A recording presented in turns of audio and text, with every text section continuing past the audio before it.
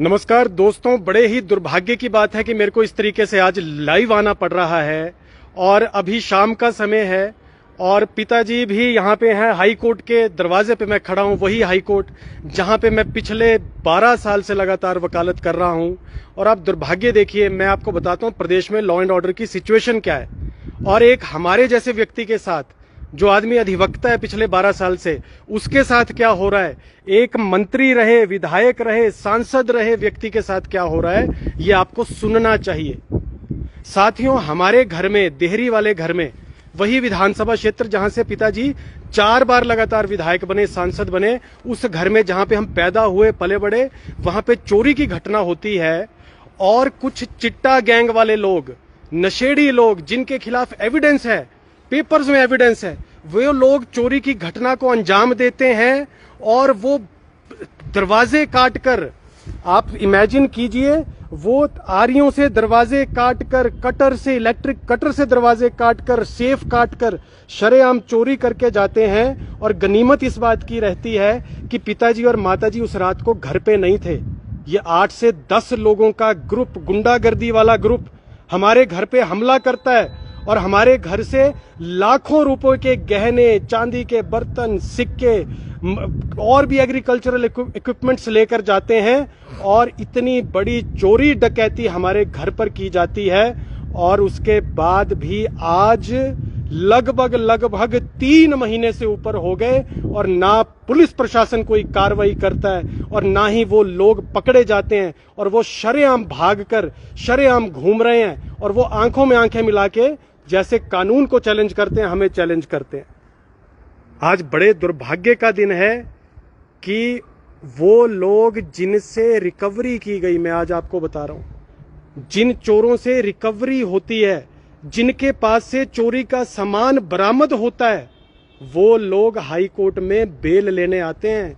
आप ये सोचिए हमारी कानून व्यवस्था, और मैं सुक्खू सरकार के ऊपर भी बाद में आऊंगा, हाई कोर्ट में बेल लेने आते हैं और हाई कोर्ट उनको एंटीसिपेटरी बेल, जिसको कहते हैं प्री अरेस्ट बेल, देता है मुजरिमों को। और मैं शर्मिंदा हो गया हूं अपनी कानून व्यवस्था से। मैं सच कह रहा हूं, मुझे शर्म आती है बोलते हुए। और आज मैं जब जज साहब के सामने जाता हूं और मैं उनको बताता हूं कि आप पढ़िए, फाइल में पढ़िए क्या लिखा है, मैं उनको बताता हूं चोरी का सामान बरामद हुआ इन लोगों से, इनकी क्रिमिनल हिस्ट्री है, उनके खिलाफ केसेस बताता हूं। और मैं बताता हूं जिसको आपने पिछले कल छोड़ा है एंटीसिपेटरी बेल पे, वो आदमी जाके सारा सामान बेच देगा। आपने जो इनको 2-3 दिन का मौका दिया है, और जज साहब फिर भी बेल रिजेक्ट नहीं करते हैं। और आप इमेजिन कीजिए, पिताजी पूरा दिन यहां पर रहे, मैं पूरा दिन उस कोर्ट में रहा कि जनाब मेरे घर में चोरी हो गई और मेरे घर के आसपास के कुछ एंटी सोशल एलिमेंट्स जो भागे हुए हैं पिछले 2 महीने से, पुलिस उनको अरेस्ट नहीं कर पाई आज तक। बार बार डीजीपी से बात की, प्रदेश के मुख्यमंत्री से संपर्क करने की कोशिश की, कह रहे हैं वो बीमार है, वो बात नहीं सुन सकते। एसपी से बात की, डीएसपी से बात की, किस व्यक्ति से हमने बात नहीं की। लेकिन आप प्रदेश में लॉ एंड ऑर्डर की सिचुएशन देखिए। यदि डॉक्टर राजन सुशांत जी जैसे एक नेता के घर पर, एक हाईकोर्ट के एडवोकेट के घर पर इस प्रकार की घटना हो सकती है, और मैं आज चैलेंज से कह रहा हूं, मैं अंदर भी जज साहब को कहकर आया हूं कि यदि मैं गलत हूं तो आप मेरे को अरेस्ट कीजिए। मैं बोलकर आया हूं आपके कंडक्ट पर मेरे को शक है, आपका कंडक्ट न्यायप्रिय नहीं है। आपने जानबूझकर उन लोगों को छोड़ा है किसी ना किसी दबाव में। आप हालत देखिए। मैं आपको यहां पे बैठ के बताना चाहता हूं तसल्ली से, अभी मैं न्यायालय के बाहर ही बैठा हूं। आप देखिए हम किस समाज में जी रहे हैं साहब, हम किस समाज में जी रहे हैं और क्या स्थितियां हैं। मैं आपको ये चीजें बड़ी दुख की बता रहा हूं कि हो क्या रहा है। हम किस न्याय प्रणाली फेल है, पूरी की पूरी, पूरा का पूरा सिस्टम कोलैप्स होने पर है। लॉ एंड ऑर्डर बचा नहीं है प्रदेश में, गुंडागर्दी है शरेआम। मैं आपको चीजें दिखाता हूं कि किस प्रकार की स्थितियां हैं और ये लोग कितनी बेशर्मी से जवाब देते हैं। और अंदर मुझे एक सरकारी अधिवक्ता धमका रहे थे, अभी कह रहे थे वकालत करनी है कि नहीं करनी है। मैंने कहा तुम्हारी रोटी पे नहीं पल रहा हूं, तुम्हें मेरा स्वभाव नहीं पता है कि किस मिट्टी से बना आदमी है हम। हमारी रगों में ईमानदारी का खून है, हम डरते नहीं है, जो सच्ची बात है वो मुंह पर बोलते हैं। तो आपको मैं बताता हूं क्या स्थितियां दोस्तों, आप जरा देखिए।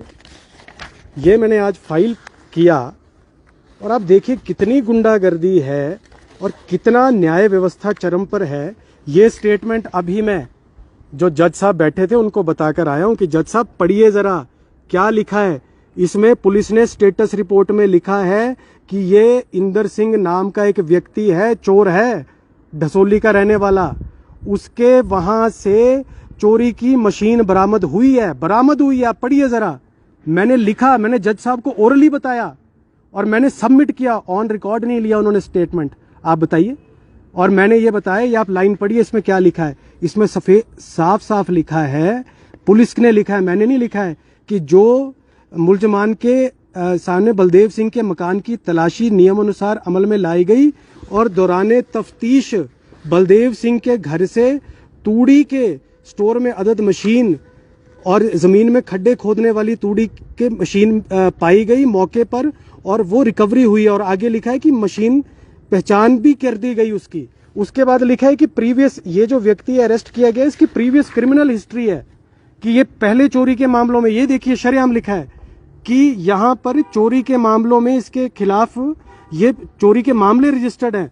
फिर मैं उनको बता रहा हूं कि इसने एडमिट कर लिया है, खुद बयान देकर एडमिट कर लिया है साहब कि हम इन्वॉल्व थे, हम सब लोग थे, हमारा ग्रुप था और हमने चोरी को अंजाम दिया, हम घर में घुसे हैं। व्यक्ति का नाम लिख रहा है कि हम राजन सुशांत के घर में घुसे और घुसने वाला कौन था लिख रहा है मकान के अंदर सिर्फ इंदर ही गया, और इसको लिख रहा है कि और मेरे को उसने 500 रुपये दिया। इस प्रकार से हमने चोरी की घटना को अंजाम दिया। मैं आज पूछना चाहता हूं कहां है न्याय व्यवस्था। ये सब दिखाने के बावजूद माननीय उच्च न्यायालय के जज, जिनका नाम श्री रंजन शर्मा है, वो क्या कहते हैं आपको मैं बताऊं। वो कहते हैं पुलिस को कि आप उनको गाइड कर रहे हैं दूसरे साइड के एडवोकेट्स को, और एक जज साहब के बेटे हैं जो एडवोकेट हैं यहाँ पे, उनको कह रहे हैं आप ऑब्जेक्शंस फाइल कीजिए, मैं इसको बाद में रखता हूँ। और कल जब मैं ऑब्जेक्शन करता हूँ तो वे कहते हैं कि आपने केस ऑब्जेक्शन क्यों नहीं किया, मैं तो इसको कैंसिल करता हूँ। मैं इनको कह रहा हूँ जज साहब आप जिन मुजरिमों को छोड़ रहे हैं ये चिट्टे वाले हैं, ये नशेड़ी हैं। मैं हिस्ट्री बता रहा हूँ कि एक जगह पे नहीं कई जगह अपराध कर चुके हैं। मैं बता रहा हूँ हमारे घर में डकैती डाली है इन्होंने। मैं और कह रहा हूँ कि इनके पास वेपन्स थे, पुलिस ने सारा स्पष्ट लिखा है। उसके बावजूद वो जज साहब बेल नहीं देते हैं और बेल रिजेक्ट नहीं करते हैं, और ये बताने के बावजूद कि चोरी का सामान बरामद हुआ है। कौन सा ऐसा देश का न्यायालय होगा जहां पे आप बता रहे हैं कि सामान बरामद हुआ है और उसके बाद भी आदमी को जानबूझ के छोड़ा जाता है सिर्फ इसलिए क्योंकि एक नेटवर्क है। ये हम सबको समझना होगा। ये एक नेटवर्क चिट्टे वालों का, वकीलों का और जजिस तक इनकी पहुंच है, और जजिस के बेटे इनके लिए अपीयर होते हैं। सिटिंग जजिस के बेटे इन चिट्टे वालों के लिए, इन नशेड़ियों के लिए, इन गर्दी करने वालों के लिए अपीयर होते हैं, और शक्ल देखकर न्याय दिया जाता है, शक्ल देखकर। अरे साहब मैं क्या बताऊं, मैंने बोला आप इनको छोड़ रहे हैं, ये तो सारा सामान बेच देंगे, इनके पोजेशन में, और ये सब कुछ अपना टेम्पर कर देंगे एविडेंस। जानबूझ के छोड़ा जाता है। आप इसको न्याय का मंदिर कहते हैं साहब। ये तो हम जानते हैं, वकील मेरे जैसे लाखों वकील जानते हैं कि हम लड़ के कैसे न्याय लेते हैं और आज क्या स्थिति है। ये गुंडागर्दी की सीमा है। डेडली वेपन्स के साथ हमारे घर पर देहरी में हमला होता है, चोरी होती है, और उसके बावजूद भी 3-4 महीने बीतने के बाद भी कोई कार्रवाई नहीं होती। गुंडे शरेआम घूमते हैं और नजरों में नजरें मिला के बोलते हैं कि धैर्य सुशांत, उसी हाई कोर्ट से हम बेल लेकर आए हैं जिसमें तू प्रैक्टिस करता है, कर ले क्या बिगाड़ना है। और यहाँ पे जजेस मिल जाते हैं। ये मैं सीधे सीधे आरोप लगा रहा हूँ, सीधे सीधे। और हमारे देश में न्यायिक जो हमारे जुडिशियल रिफॉर्म्स हैं इसकी जरूरत है, और इसके लिए मेरे को किसी भी सीमा तक जाना पड़ेगा, मैं जाऊंगा। हम किसी से डरते नहीं है। मैं बोल के आया हूँ आज जज साहब को, और पिताजी भी साथ में थे। ईमानदार आदमी है यार। आज पूरे प्रदेश में मैं आज वीडियो से कह रहा हूँ, हमारे ऊपर आप 100 आरोप लगाइए, कुछ भी कहिए, मगर एक भी रुपए करप्शन का आरोप कोई नहीं लगा सकता। कोई नहीं बोल सकता कि राजन सुशांत जी कोई चोर आदमी रहे हैं या बेईमान रहे हैं। हमारे ऊपर, हमारी ईमानदारी पर आप बात करेंगे।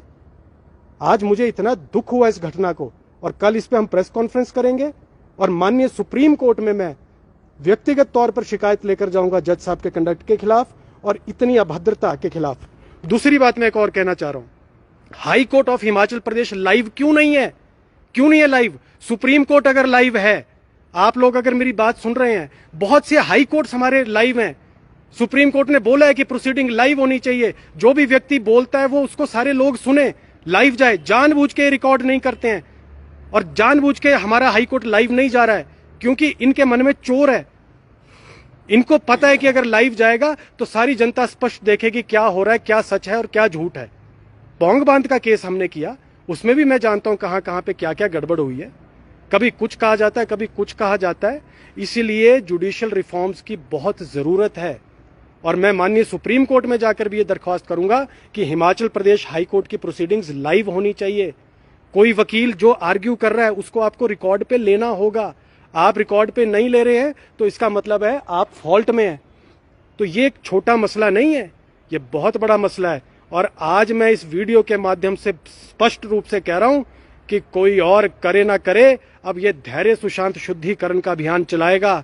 और चिट्टे वालों और नशे वालों, सुन लो कान खोल के, तुम्हारी गुंडागर्दी पुलिस खत्म करे ना करे, हमारी युवा टीम संगठित होकर खत्म करेगी। मैं भी देखता हूं कौन चिट्टा बेच लेता है और कौन चोरियां करता है क्षेत्र में और कौन से वकील उनको बचाते हैं।